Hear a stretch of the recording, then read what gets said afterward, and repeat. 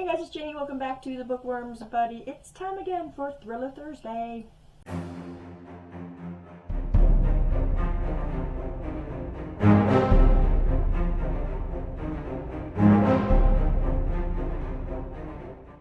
So this week I decided on The Last Time I Lied by Riley Sager. This is the very first book that I've ever read by Riley Sager. I don't know why. I've never really picked up a book by him before, but yeah, I'm glad I finally did. I'm glad I finally got to this one. This is a book that I chose through Book of the Month. I figured, oh, well, let's read a Book of the Month again because I don't read them very fast. They kind of sit around and just sit there and they wait for me to pick them up. So that's why I decided on picking this one up. Besides that, I've heard so many people talk about Riley Sager's writing. I wanted to check it out finally and see what I had been missing out on. This was a really good book. I rated this 4 stars. It was closer to 4.5 stars, but I really enjoyed this. In this book, we are following Emma Davis, who went to Nightingale Camp, and she was late, and so they just shoved her in this cabin with 3 girls who were older than she was.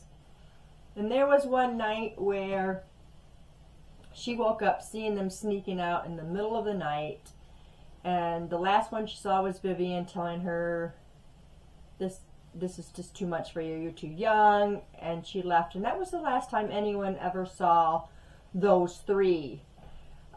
So Emma begins kind of like painting her memories, and she becomes this rising star on the art scene, and people love her painting because in her paintings you can see these 3 girls in the background that disappeared, and then she paints over them, and they became very popular, and she has her own gallery shows and what have you.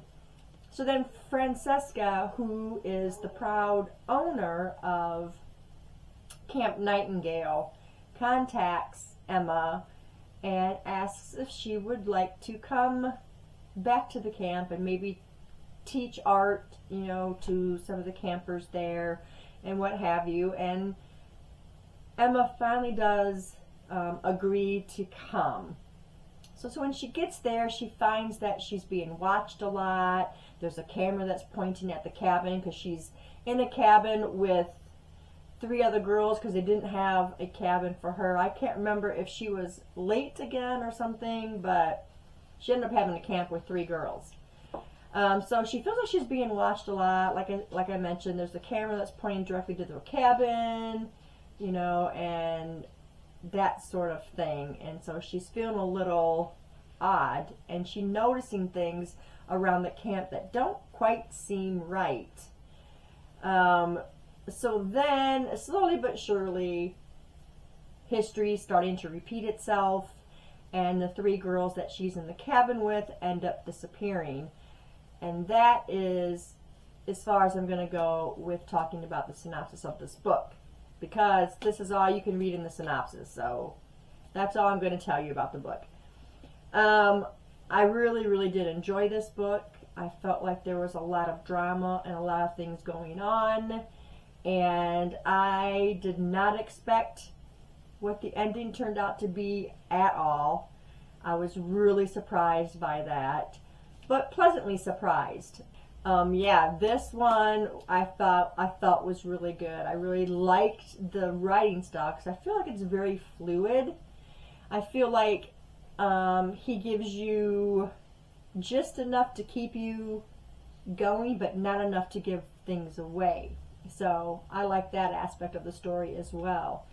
So if you have not read any Riley Sager like me, then this is a good one to start with.